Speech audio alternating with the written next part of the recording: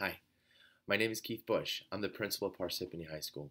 We're all very excited for our students to return to us for our traditional instructional day in the beginning of September. Part of our traditional instructional day is a unique schedule which is called a rotating drop block schedule. It's a little bit confusing at first glance, but a really tremendous schedule. However, to avoid any confusion, I wanted to take a few minutes to walk you through how the rotating drop block schedule works so that there's no confusion in the first few days of school. Of course, after this video is complete and you view it, if you still have questions, by all means, give us a call at the school and we can answer any questions that you might have. So with that, I'm going to move my little video of myself up here so that you can see the drop block schedule in the rear here. So the best way to conceptualize the drop block schedule is to imagine a traditional 8-period schedule with 4 periods in the morning and 4 periods in the afternoon and a lunch period in the middle of the day. The rotation part of the rotating drop block schedule is, instead of those periods all meeting in the same order every day, periods 1 through 8, the periods in the morning will rotate. So over the course of 4 days, the periods will meet in a different order over the course of those 4 days. And once we get to the end of the 4-day rotation, the rotation will reset. So the different periods in the morning are meeting at different times throughout the morning. Same thing happens in the afternoon. Those 4 periods in the afternoon rotate as well. So the periods in the afternoon are not meeting the same time every day. Once we get to the end of the 4-day rotation, we start again. So now you might be looking at this down here, which is how those days break out. We have a 4-day rotation, days A, B, C, and D, and saying to yourself, but there's only 3 days. I'm sorry, there's only 3 periods here.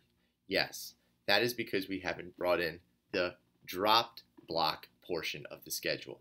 So, still conceiving of that 4-day rotation, the best way to follow how the dropping works is to look at classes 3, 4, and 1 over days A and B.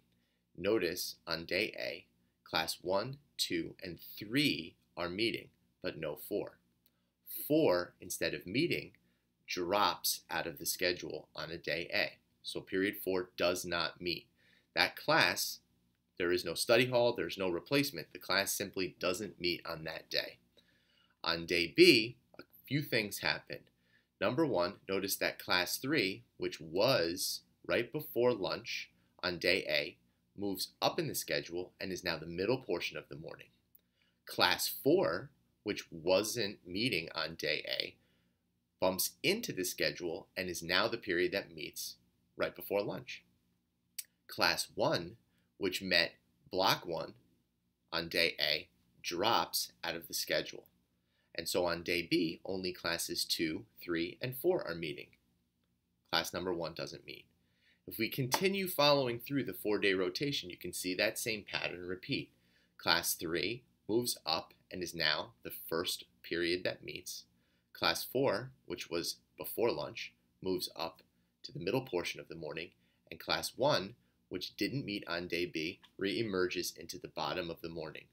Class 2 drops out of the schedule, and completing the 4-day cycle for Class 3, you notice that it drops out of the schedule and only Class 4, 1, and 2 meet in that order on day B.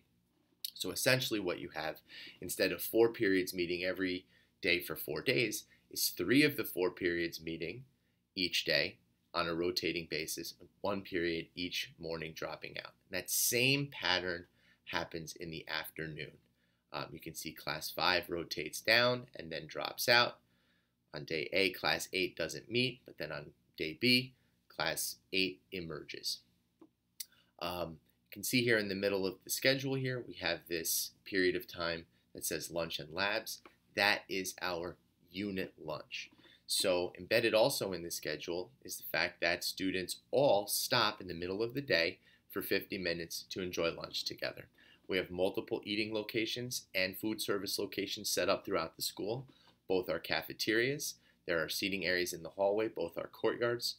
This year our media center will be open for food consumption, as well as our gymnasium, which is set up cafeteria style with tables and the bleachers and also food service location.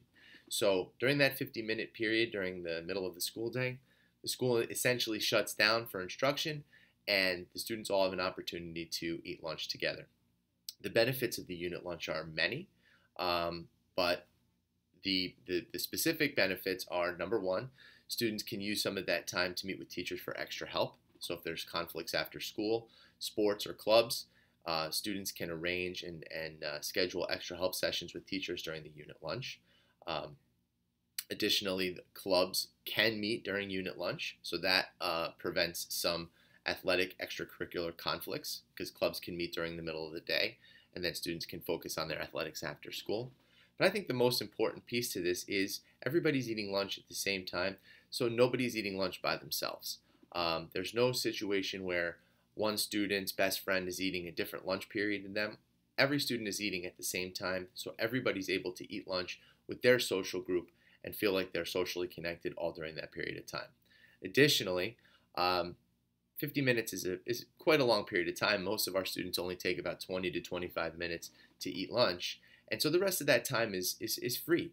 We talked about extra help, we talked about club meetings, but many of our students just enjoy the time to relax and socialize. We have interior courtyards that students can go in, enjoy some fresh air, enjoy some opportunities to interact with one another, and it really operates as a recess period, which is great for our students. Nice break in the day, opportunity to get fresh air, and it really resets them for success in the afternoon. So the unit lunch is great.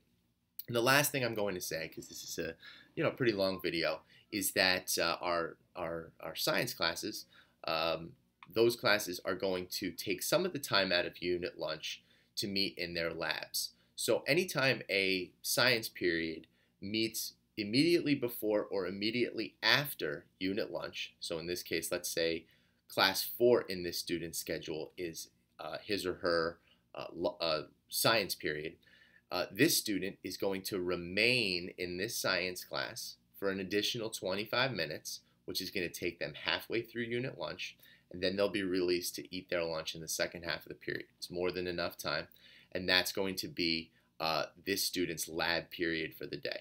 Another student might have their science period class number 7. So when class 7 butts up against lunch, it's the same idea, just in opposite order. After class 1, that student will go to lunch. They'll eat their lunch in the first half of the lunch period, and then right in the middle of the lunch period, they'll go to their science classroom, wherever class 7 happens, and they'll start their science period about 25 minutes earlier, and that's going to be their lab time for their science class. So it's a great schedule. There are a lot more positives that we didn't really go over in this video, why the classes rotate and how that really helps students and teachers maintain high productivity throughout the year. But we have run this schedule successfully. It's a very popular schedule amongst high schools in our area and nationally, and we find that it has done tremendous good for our students. Grades are up, discipline and attendance issues are down, and overall morale is great. It's dynamic, it's fun, and it keeps the day really exciting. So again, I hope this clarifies and explains how the rotating drop block schedule works. You'll be receiving notification and information about the rotation calendar for the year, which days in the calendar are what day in the rotation, which will be locked in for the full year.